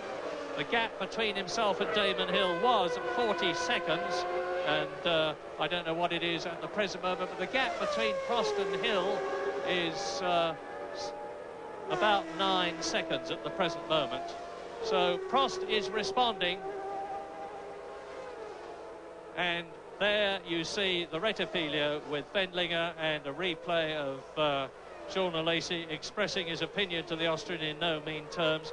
And Patrese, of course, is Alesi is now closing up on Riccardo Patrese, and the race order on this, the 42nd lap out of 53, Prost, Hill, Alesi, Patrese, Wendlinger, Andretti. Michael Andretti is in the points. Now, this is really good cheer for the American. He's only finished in the points twice this year, and in Spain and in France, and he's in the points in Italy. And this is the place where his father, Mario Andretti, has won the Italian Grand Prix. And I remember Mario coming back after driving in Indy racing for some time to take the place of Gilles Villeneuve when Mario came back to drive in the Italian Grand Prix, and what a homecoming it was. So if Michael Andretti can finish in the points, it will be a real fillip for him. And there is Damon Hill, who is most assuredly catching Alain Prost. Yes, you can see the mark there actually on the left-hand side pod of Damon Hill's car, where he had that coming together with Senna. Clearly it's done no damage at all. Now Damon now is going to be desperately hoping that he's not going to be held up by these two. He's going to want to get by those cleanly. Let's just hope they're watching the blue flags, they appreciate what the battle is, and that is that Damon Hill is steadily catching up on Alain Prost, and that's going to be the battle for the lead. 7.8 seconds it is at the present moment, with Damon Hill lapping obviously quicker than Alain Prost by virtue of the fact that he's catching him. There goes Hill. He's got ahead of the battle. So that was Prost. And there is Damon Hill. Now, Prost is only just ahead of the battle between the Lola of Badoa and the Minardi of Fittipaldi, and Damon Hill is closing up on them fast. So if Damon can get a clean move past these two cars who will be preoccupied with their own battle, there's a good bit of marshalling as the marshal waves the blue flag to tell them that there's someone trying to get past them. But, of course, Badoa may well think he's referring to Christian Fittipaldi when, in fact, he's referring to Damon Hill. And Damon Hill's opportunity is right now. And there is Prost. There is Prost leading, coming down to the Parabolica, and Damon Hill comes out and passes Fittipaldi, does he? As Fittipaldi takes the opportunity to try and follow through, and Damon Hill takes both of them. Now, it's a clear track between Damon Hill and Alain Prost. The gap was 7.8 seconds. It's nothing like that now, and I'm waiting for Prost to go through as I talk to you. So there is Damon Hill, 0. Prost goes across the line, and the gap is down to 4 seconds. Marvellous. Damon Hill with the prospect of catching Alain Prost, and what a fight that would be, because they are now on lap 43 out of 53, and the battle between Badoa and Fittipaldi continues, as does this battle behind Alesi between Wendlinger and Patrese and Michael Andretti. Race order. Prost leads Hill by a diminishing margin. Alesi is 3rd, Patrese is 4th, Wendlinger is 5th, Andretti is 6th, and Andretti has just passed Riccardo. No, I apologise. He's just behind him. So Riccardo Patrese is still in that 4th position. And there goes Wendlinger into the Rettifilio. Yes, we've got Michael Andretti now, who's hard on the heels of Wendlinger. Wendlinger 5th place, Andretti 6th. That is the gap on the road. And this is a very important race for Andretti. He's had a lot of poor results, and he's going to be determined to make sure that he can try and end the season on a good note. If he can get by Wendlinger to get a 4th place, that could easily transpire to a top 3 if a few more drop out yet. So Prost leads, Alesi is 3rd behind Hill, Wendlinger is 4th, and then is Riccardo Patrese. And another lap completed, and we are now on lap 44. 3.7 seconds was the gap between Prost and Hill at the end of that lap, and Fittipaldi going forward as they come into the Rettifilio, and again failing to get past Luca Badoa, which is where Badoa nearly lost it on the previous lap. Yes, you can see that Badoa is very sensibly taking the inside line. He's making Fittipaldi try to go around the outside, although he's not yet done it. Now, the thing that fascinates me, Jonathan, is that Damon is lapping 2 seconds faster than Prost at the present moment. Yes, he does, and that's Andretti going through. Andretti. Now, Michael Andretti is up into 4th place. Good cheer. He really deserves this, because he has had an enormous amount of criticism, both from his own side of the Atlantic and this side, and he has consistently kept his head down, and he has not responded rudely to all the criticisms that he's had, which he might well have done. Underneath this failure so far, because for whatever reason that's what it's been, has been a very determined driver who has won 27 times in the Indy Series, has won the Indy Championship, and was taken on by Ron Dennis as a forceful charger, which is what he's proving to be in this race. Yes, indeed. It's interesting to note that Andretti uses the full potential of the McLaren semi-automatic gearbox, and this means that he lets the gearbox work automatically, changing up and down so he never touches the lever at all. And we need to look at the leaders now, because Damon Hill is 1.7 seconds behind Alain Prost, and they're on lap 46 out of 53. The closing stages of the Italian Grand Prix are going to be really something. So Prost is leading just. Hill is 2nd, Alesi is 3rd, Andretti is up into 4th place. There is Damon Hill chasing Alain Prost. 5th is Wendlinger, 6th is Patrese, 7th is Martini, 8th is Comas, 9th is Lamy. But let's concentrate on this. This is the battle for the lead. Alain Prost must surely have some sort of trouble. This is lap 46, and there are few laps left to go. There are 7 laps to go, including the one that they're on. And Alain Prost, I think, is going to lose the lead to Damon Hill after they come out of the Parabolica, because there are no team orders, and Damon is in with a shout to take the lead in the Italian Grand Prix. He's right up behind the rear wing of Alain Prost now. Prost knows it, moves across. He's entitled to do that, to take his line into the Parabolica. These two are not going to do anything silly. They're teammates, they're good friends, but this is a real battle. Make no mistake about it.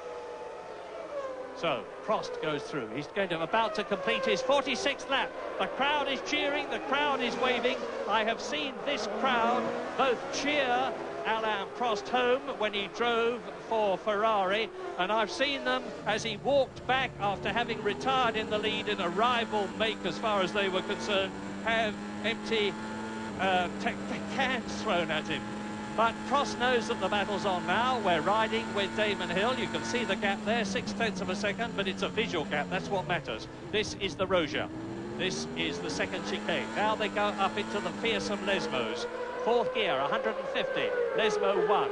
Up into fifth gear for 160 miles an hour at Lesmo 2. Then into the sweeping left-hander, which leads to the Ascari chicane. And I remind you that Damon Hill has taken 18 seconds of lead out of Alain Prost. In fact, over that, 19 seconds of lead after his tyre stop, after his second tyre stop. Damon Hill, clearly the fastest man on the track at the moment. Very much got the bit between his teeth, but of course it's one thing catching up, it's another thing overtaking, and particularly when you are teammates and when there are no team orders, because you cannot afford to take the other guy off. Therefore, you have to be slightly less aggressive. Now, this is where Hill needs to be right behind Prost if he's going to have a chance of being in the tow, which he's clearly not. He's clearly far too far behind to have a chance of going by on this lap. Maybe he's backed off a little bit to let his tyres recover. He was obviously charging very hard. Let's just see how the next few laps develop. And there's traffic ahead of them, and as you well know, this can affect the race because it's one of the Larousses chasing Philippe Alliot, who is in 12th position, and he seems to have got ahead of Bader because he's right behind Fittipaldi now, who had passed the Italian. There's Fittipaldi and Eric Comas behind him, and Prost has got to get past, first of all, the Larousse and then the Minardi, and he'll hope to do that and put them between his car and Damon Hill's. We're on lap 48 out of 53. Absolutely, that's just the kind of thing that Damon's going to want. He'll know that Prost has got these two slower cars ahead of him. He's going to hope that they actually hold him up through Ascari, and I'm sure they will. They're coming down to Ascari now, and I suspect Prost will have to follow those through too. And then, yes, now Prost, yeah, he's following through Ascari here, 100 miles an hour, fourth gear, coming round, and although he doesn't look that close, they are undoubtedly slowing him up. Now, look at the gap. The gap is visibly closer. This could be the chance that Damon needs to get, if he can get by these two slower cars, past the Minardi, past the Larousse, and it's a big mobile traffic jam here, because he needs to get right on that tail through Parabolica. No, he's not done it. He wasn't close enough. He couldn't get past the Minardi through Parabolica. He's coming alongside now, but it's too late to get the tow again from Alain Prost, and he needs that tow to get by. We're with Damon Hill, and he can see Alain Prost passing Eric Comas's Larousse. He's done it. So Prost goes into the Rettifilio, the double chicane in front of the Larousse, the Minardi and his teammate Damon Hill, and Alain Prost is now on his 49th lap out of 53, and there's an engine. What happened? Is that Prost? Yes, it is Alain Prost, a great plume of smoke from the Williams, and Damon Hill is surely going to go through into the lead. There's Comas, he's gone through. We need to have a look at Damon Hill, because Alain Prost, just as Ayrton Senna did those years back, not once but twice, is retiring in the closing stages of the Italian Grand Prix, and Damon Hill goes into the lead. We need to see the Englishman. We're with Damon Hill now in the Williams. Now, this is a replay, and Damon will have seen that great plume of smoke from Prost's Renault engine, and that put oil, incidentally, all over the camera lens and potentially his visor. This is Alain Prost touring in. The World Championship is not going to be decided here today at Monza. Well, devastating that may well be, and certainly is for Alain Prost. One really must question his wisdom of driving around the circuit. You can see the oil coming out of the car, and in fact, I think I saw Fittipaldi gesture to him. If it was another driver, he would not be happy, but just because it's lost him the lead, lost him, or certainly delayed his winning of the World Championship, is not a reason to continue driving around the circuit like that. And as we said earlier on, that he'd be concerned about the fact that he had to finish the race, those remarks certainly weren't meant to be prophetic, clearly, but it just shows you how pressurised Formula One is, how delicate, and of course how unpredictable. And into lap 50 with laps 51, 52 and 53 to the lead goes Damon Hill as a sad, disillusioned Alain Prost climbs out of his Williams, knowing that the World Championship that he wanted so much, the 4th World Championship, is not going to be his in Monza. So it's going to go on to be decided in Portugal or Japan or even Australia. The last race of the season on November the 4th at Adelaide. And up into second place gallantly comes the Ferrari of Jean Alesi. He deserves it. The crowd are going mad because they will regard this almost effectively as a Ferrari victory, because people don't expect to beat the Williams these days. But Jean Alesi is now 44 seconds behind Damon Hill. He's got absolutely no chance of catching him on speed, on ability or on anything else, provided Damon does not have a problem, which pray he does not. And the Englishman now is on his 50th lap. I remind you that he's won both the previous Grand Prix in Belgium and in Hungary. Well, as we run now with Michael Andretti, of course, he's now in 3rd place. And interestingly, I was speaking to him before the race for a presentation, in fact, and asking him what sort of results. Do you see him running wide there? He's running wide of that oil laid down by Prost on your right-hand side of the track. You can see it. He's seen it. Andretti's seen it. He's running wide. Andretti actually felt that he was on for a top 3 finish today, which seemed pretty optimistic to me at the time, but it just shows you can never tell. Motor racing, particular Formula One level, in absolutely anything can happen, and most things have happened here today. Yes, and at the present moment, a Williams leads, a Ferrari is second, a McLaren is in 3rd position, Wendlinger is in 4th. Over the chicane and the gravel trap goes the Lola of Luca Badoer, and Alain Prost walks in, and Damon Hill is now on his 51st lap. There's no doubt that's absolutely cruel luck for Prost. You know, he's somebody who is normally recognised as being so careful with his equipment, and we know only too well, often too careful, hence the stall, the hesitant starts, that kind of thing. But he also tends to use less revs than his teammate. The rev limit on the Williams, the Renault engine on the Williams is around about 14,500 revs, and Prost never pushes the engine quite as hard as his teammates, be it Nigel Mansell or rather be it Damon Hill. You know, he doesn't push it that hard. We've had 2 engine blow-ups at Silverstone and at Barcelona for Damon Hill, and at this time it seems that it's Prost's turn to have a bit of bad luck on the front of engine reliability. There are 14 cars left out of the 26 who started for the Italian Grand Prix. The leader is on lap 51 out of 53, and the leader is Damon Hill. In fact, he's now on lap 52. He's on his penultimate lap as the man in second place, Jean Alesi, in the Ferrari. And this is going to be the highest Ferrari finish this season, because Alesi finished in 3rd position at Monaco, and that was their only previous rostrum place. So Alesi looking good, but Damon Hill, 0 in that famous helmet with the colours of the London Rowing Club, as his great father, world champion Graham Hill, also used to carry, is now on his last lap but one. A potential winner for the 3rd time running, as out of the Italian Grand Prix goes the 2nd Lotus, that of Pedro Lamy. Jean Alesi is 2nd, Michael Andretti a well-deserved 3rd, Wendlinger is 4th, Patrese is 5th, Comas is in the points at 6th place, and Damon Hill has only got what is left of this lap as he exits the Ascari bends and drives down to the Parabolica, and the following lap to go.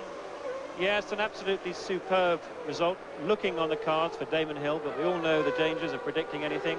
And one really can wonder whether or not Damon pushing so well, so hard, actually provoked Prost into using his car harder, getting that bit more out of the engine, which just tipped it over that fine balance. Whatever way, Damon has driven really at this point a faultless race. I don't think that earlier mistake or that earlier incident with Senna was down to him. I think it was down to Senna, and a hat-trick of victories is quite magnificent for him.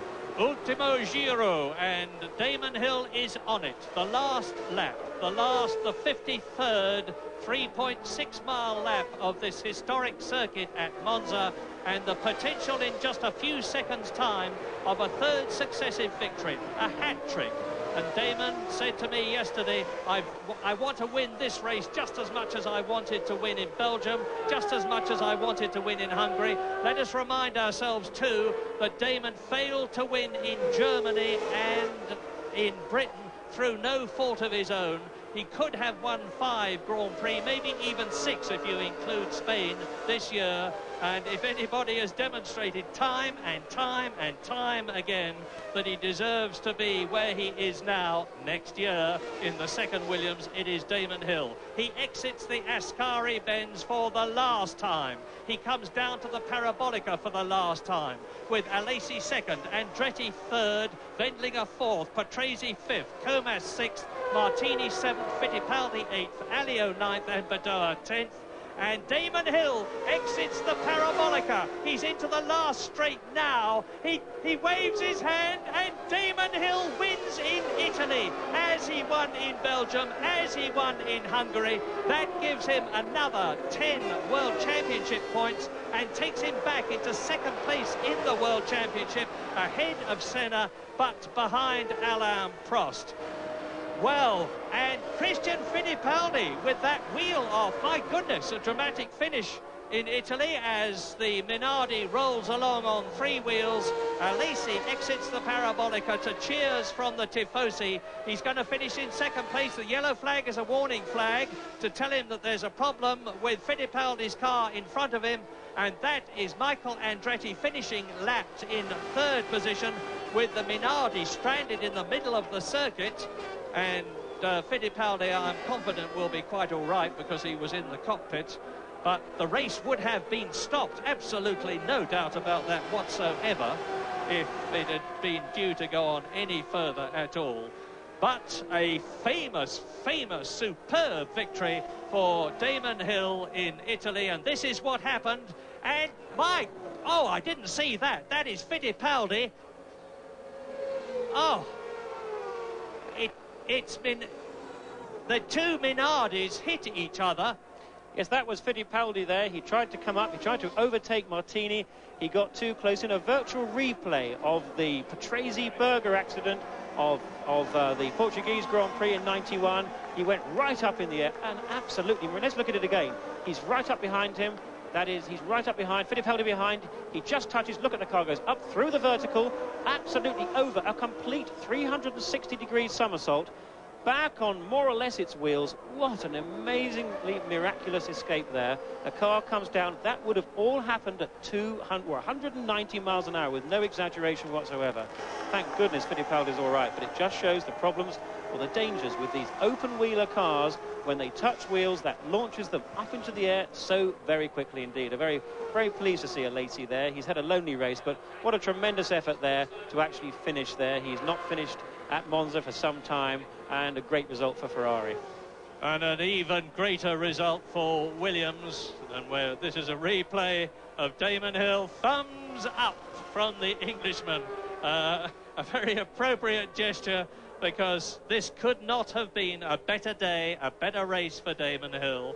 It's a long time since, well, I can't ever remember a new driver. Here's a replay again of Fittipaldi coming up behind Martini. Yes, I think this really was just simple driver error on the part of Fittipaldi. You know, one has to get very close indeed, particularly with two evenly matched cars. It's possible that they were going into sixth gear, but it looks a bit late for that. There should not have been a gear change there. If there had been a gear change, one might have postulated that Martini missed the gear. That momentarily slowed him up, which caused Fittipaldi to go into the back. But I don't think they would be gear changing. Therefore, it's simply Fittipaldi running up the back of his teammate. Yes, and it wasn't, quotes, unnecessary, close quotes, in terms of him being several laps behind Martini. They were on the same lap, and Fittipaldi was actually fighting for the place when he came up behind Martini. So, as you watch John Alesi with the Ferrari flag waving triumphantly, almost triumphantly behind him, it's a triumph for Ferrari because they've done extremely well at Monza. But the ultimate triumph as Damon Hill for Williams gets ready to get up on the rostrum, and we follow the traditional Monza procedure of the crowd invading the course, the enthusiastic tifosi. And that's the confirmation of Damon Hill's third successive victory. A magnificent drive. And as Jonathan hypothesised, I think he just pushed Alain Prost so hard that the Frenchman had to go quicker than he really wanted to. Jean Alesi finishes 40 seconds behind in second place. Michael Andretti, his first Formula One Grand Prix rostrum position. 4 points for Andretti, 4 points for McLaren, but more than that, a wonderful uplift for Michael Andretti, and hopefully he can put the unsuccessful previous 12 races behind him and concentrate now on doing even better than he has done today. In fourth position, the Sauber of Carl Wendlinger. Fifth, Patrese. Sixth, Comas. So that means 6 different constructors in the first 6 places. A Williams wins, a Ferrari second, a McLaren third, a Sauber fourth, a Benetton fifth, and a Larousse in 6th position. And Minardi is again on this replay hit by Fittipaldi. Yes, you can see that the left front wing had gone. There's the car comes over. Look, the left front wing has already gone on the car. He pulled out just a bit too late. That was the situation there. So the top 10 again, with the crowd waiting for their heroes to appear on the rostrum as Fittipaldi slides to a standstill in the middle of the circuit. I can tell you that he's walking about. He's perfectly okay. Another testimony to the amazing strength and the design characteristics of the modern Grand Prix car, which can take a 200-mile-an-hour battering, as did Gerhard Berger's Ferrari yesterday, and as did Sandro Zanardi's Lotus in Belgium, with the driver emerging virtually unhurt. Looking at the World Championship table now, with Prost on 81, Hill on 58, I'm sure that Damon's going to be just reflecting what might have been had he not had those failures in Spain, but particularly in Hockenheim with the tyre and at Silverstone with the engine, because without that he could very easily have been leading the World Championship in his first full season of Grand Prix racing. But there again, of course, you know, we can all say that, or rather I can't, but certainly many other drivers could when they've had mistakes or when they've had misfortune. But either way, I'm sure he's got a lot more time and many more years of success to win World Championships.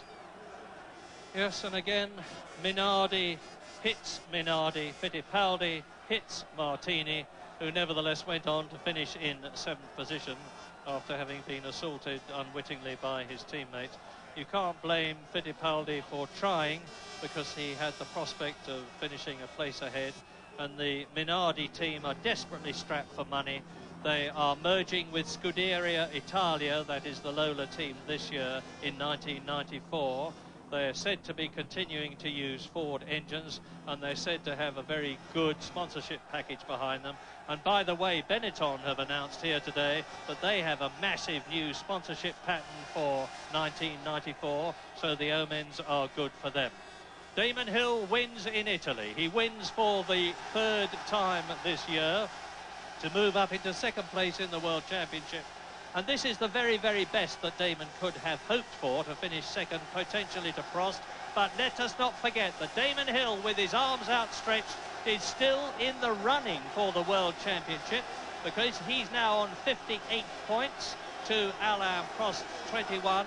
There are 30 points still left to gain, and Damon Hill could yet be, it's unlikely, but he could still yet be the world champion.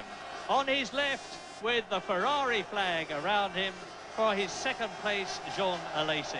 On the right, Michael Andretti smiling and looking, frankly, as though he can hardly believe it's true, because if there's one place that he would have wanted to finish in the rostrum, it must surely have been here at Monza, this historic circuit.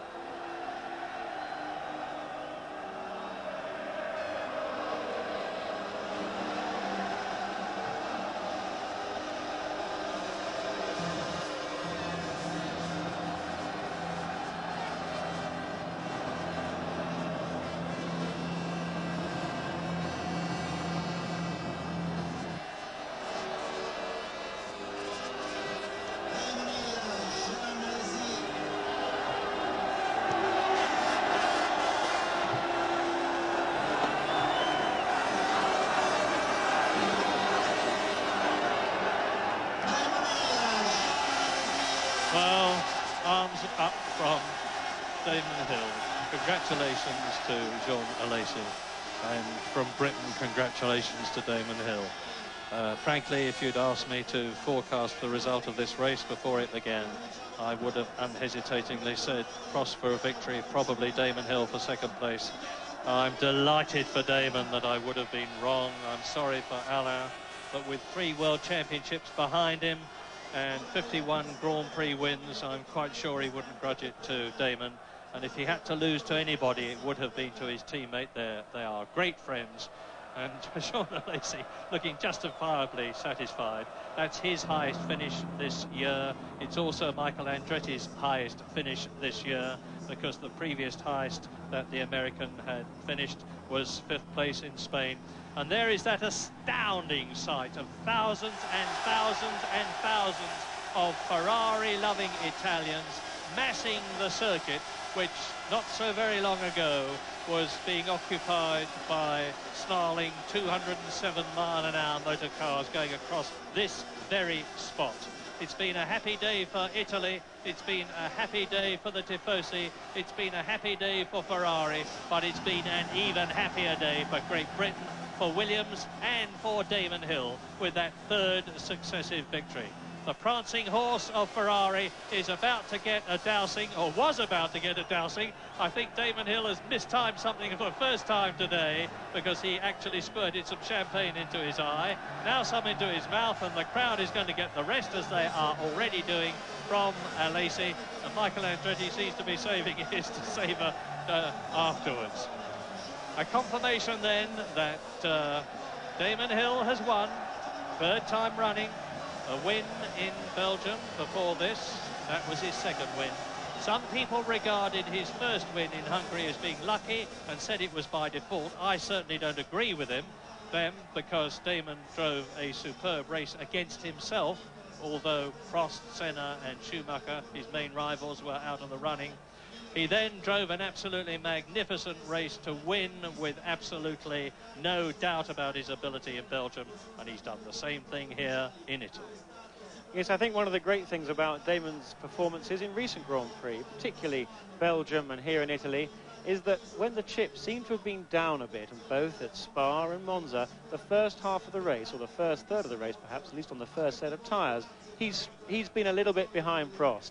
He's been fighting hard. I'm quite sure he didn't want to be that far behind Prost, but he doesn't give up when he gets his 2nd set of tyres on, which I'm sure is entirely coincidental, but basically as the race goes on, he keeps the pressure on. He's absolutely focused with gritty determination on the result that he wants. He knew that he had to win the race here today to really feel satisfied at the end of it. 2nd place would not have been good enough.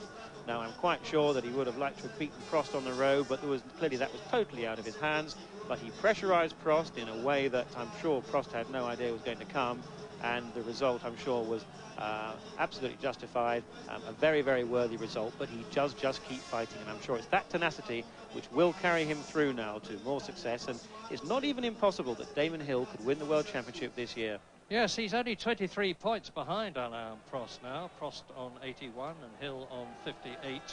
And with 30 points still left for the races, 10 each from Portugal in 2 weeks' time, from Japan and from Australia, it's by no means inconceivable that another Hill could become the world championship, as his become the world champion, as his father Graham was before him. But that's a long shot, but then you would have said it was a very long shot for Damon Hill to win here in Italy by 40 seconds. You probably would have said it was a long shot for Alesi to finish in 2nd place. But just a reminder that Ayrton Senna retired, and here, as I say the words, look at this replay with Senna and Schumacher colliding. It's Senna and Hill, it's not Schumacher. Senna and Hill, with Schumacher behind them, about to capitalise on it and move up into 3rd place. Yes, looking at that again, it's very hard to say, you know, just whose fault these things were. 2 cars side by side through a left-right chicane complex, and just bear in mind too that the difference from going, or the time gap from going hard left, hard right, is just 1/2 a second, so it all happens very quickly. and it's very narrow. The braking is difficult too, because these chaps have to judge braking distance from 200 miles an hour right down to 60 miles an hour into there, and that is it just takes them 2 seconds. 2 seconds from 200 down to 60. So it's difficult to keep perspective, particularly difficult on that first lap when the grid is full of cars. You've got cars all over the place, all trying to judge the limit. Some of them on the right racing line, some of them on the marbles. And as we heard from Derek Warwick, people do get carried away. Sadly, Derek was one of the casualties of that. But it is a difficult situation. And it's always very hard, and I'm sure in that situation between Hill and Senna, each will tend to blame the other, with neither being truly culpable. And 3 potential winners retired from the Italian Grand Prix, 4 in a way, because Alain Prost out, Michael Schumacher out, Ayrton Senna out, and on the Ferrari showing in the practice, it wasn't inconceivable that Gerhard Berger could have repeated his victory of 1988 and winning here at Monza. But in the end, it was Damon Hill. I think we should spare a thought and some sympathy to, and congratulations to Michael Andretti. He has had a very difficult season. One cannot test these cars. He's had a good weekend altogether. This race result is not just a fluke at the end of another difficult weekend for him. He's been good in qualifying, better in the warm-up, and better still in the race. And down there in the interview room, Martin Whittaker will be talking to very shortly Michael Andretti on the left, Jean Alesi on the right, and most importantly, the winner, Damon Hill, in the centre, looking as calm and relaxed as ever. 3rd successive win. Fabulous. Big smile. There's 2 different faces up there. We haven't seen either of them in the interview room together. Well, we haven't seen them together, Andretti and Alesi. Alesi, of course, has been there once this year for his 3rd place at Monaco. Michael Andretti, it's a new experience. An experience he's very used to in Indy racing in America, with success after success behind him, certainly regarded as one of the top Indy drivers of all time. Grand Prix this afternoon, a win that completes a hat-trick and moves you into 2nd place in the championship. I think the majority of people came here expecting Prost to walk away with the championship here this afternoon. In actual fact, your win puts you in with a strong chance of clinching that championship from him. Well, I mean, I didn't really consider the championship implications. I mean, I just had a bit of a problem at the start with Senna, and ended up going over a few curbs, and I really had my work cut out to get through the traffic. And I caught up with Alan, and then I got some information that we were getting into trouble with temperatures, and so I had to ease off a bit. And then his engine blew up, and I couldn't see a blooming thing. I'll tell you, it was absolute. I was blinded totally by the oil and stuff, and the car started to slide around, and a bit of a hairy moment. But naturally, of course, that was, you know, I was delighted. I felt it was obviously rough for Alan, but you know, it meant that I was leading the race with a healthy lead. Were you concerned that there was any damage to the car after that first lap incident with Senna? I was actually, because it was quite a heavy knock. And also went over the curbs, where it probably didn't do the floor of the car much good. But you know, it was a terrific race for me. I just had loads of people to overtake, and that's really what is nice about racing. You know, that you have to size up the opposition. Of course, I got a car advantage, which makes it a little easier, but it's still nice to pass people. Well, it was certainly a race that came alive, and for you, Jean Alesi, the highest finish for Ferrari this season, on the back of a tremendous weekend for you in particular, and a result which has really given the Tifosi something to celebrate. You know, for us it was a really important weekend. We are in Italy. We work a lot, just especially for this Grand Prix. We put everything, new engines, new software for the suspension, and we work like if it was a final for the football cup, you know. So to finish on the podium like that, well, of course, I had some luck, but that is a part of my job. But I'm very pleased for all my team. How much is this passionate Italian support for Ferrari here worth to you as a driver? You have to be very careful. It's my 3rd year in Ferrari. At the beginning, I was a little bit worried. And now this support, this this all these supporters for me, it's a big support, and that helped a lot. And with Gerhard failing, were you concerned about the car lasting the distance? I didn't see what he had. Turning to you, Michael, many congratulations in a year which has proved diabolical as far as luck is concerned. Your first podium finish, third place here, you must be ecstatic.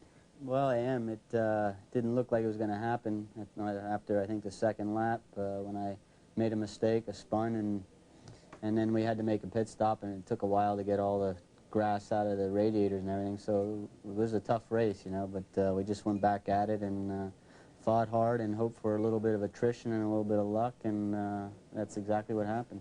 Well, it was a great fight back. What really happened in that first corner to you? The first corner, or that wasn't the one. It was in the second chicane is where I had problems, and it was, I think, on the second lap is where I spun. The first corner was a bit of a job getting through there. There was cars going all over, spinning, and lots of gravel all over. But we made it through that. But then I made a mistake later on in the lap, so you know, it was just bad luck. Well, Michael, it's a long time coming, but this third place must have an influence on your Formula One career. Well, we'll see. You know, it's definitely nice to do it, and I think it's really nice and special to do it here in Monza. You know, this is definitely a special place, and it's nice to finally get a podium and do it here. Turning back to you, Jean, there must be some words that you want to say, probably both in French and Italian, to your